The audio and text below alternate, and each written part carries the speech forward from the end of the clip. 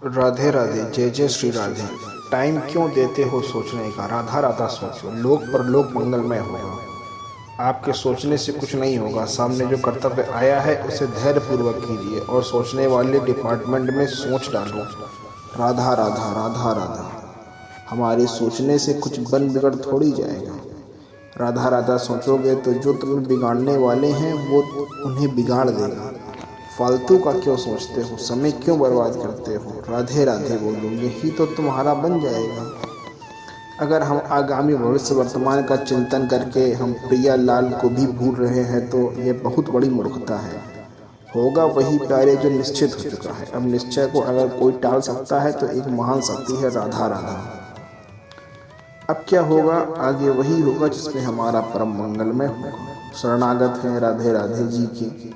अगर वे हमारा हाथ पकड़े हैं तो कुछ नहीं बिगड़ेगा। बहुत ही खतरनाक खेल है बेमतलब संशय, बेमतलब सोच, धीरे धीरे आपकी शक्ति को कमज़ोर कर देगा। ऐसे में आपको बीमार कर देगा, फिर दवाइयाँ भी काम नहीं आएंगी। ऐसे बिल्कुल नहीं रहना है। बहुत कीमती समय है, बहुत ही कीमती जीवन है, इसको बहुत अच्छे काम में लगाना है।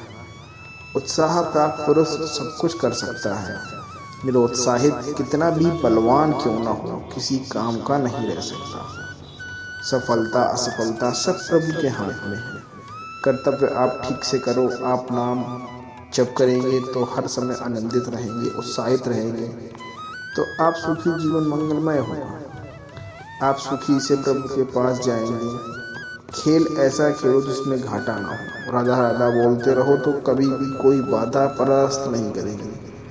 संयम से रहो, व्यायाम करो, सत्संग सुनो, सबको सुख पहुंचाने की कोशिश करो और कमल जैसे खिले रहो, प्रसन्न रहोगे क्योंकि धर्म से चल रहे हो। वासना से प्रेरित होकर शरीर से नष्ट, बुद्धि से नष्ट, मन से नष्ट, जीवन नष्ट, क्या मुर्दे जैसे जीवन।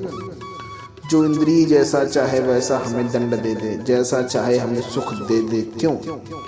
थोड़ा सा साहसी बनो, भगवान के अंश हो, तुम कुछ भी कर सकते हो, कुछ भी। बुरा से बुरा, भला से भला, तो बुरा का परिणाम बुरा होता है, भले का परिणाम भला होता है। क्यों नहीं आगे बढ़ो, भलाई के तरफ बढ़ो।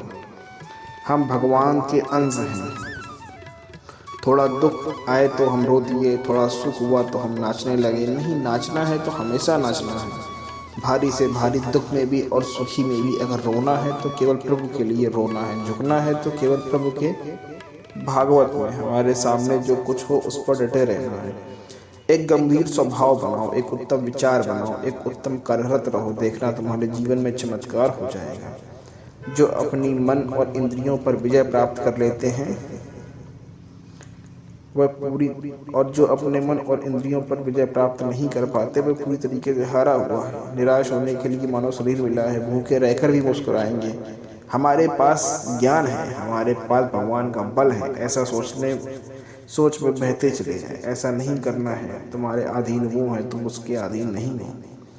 हर कष्ट को तुम जीत सकते हो अगर अभी तुम निश्चित कर लो मैं मरा। अगर आज आपने ये निश्चित कर लिया कि मैं कुछ नहीं कर सकता, मैं मर गया हूँ, हर कष्ट को तुम जीत सकते हो। अगर तुम निश्चित कर लो मैं मरा, तो अब तुमको कोई मार नहीं सकता, क्योंकि आप निर्भयता स्वीकार कर लिए।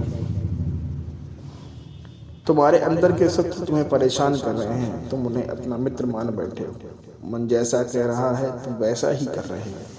कभी अपने अंदर के दुश्मन को पहचानना। उसको जीत गए तो निहाल हो जाओगे, पूरा जगत जीत जाओगे, परमात्मा में मगन हो जाओगे।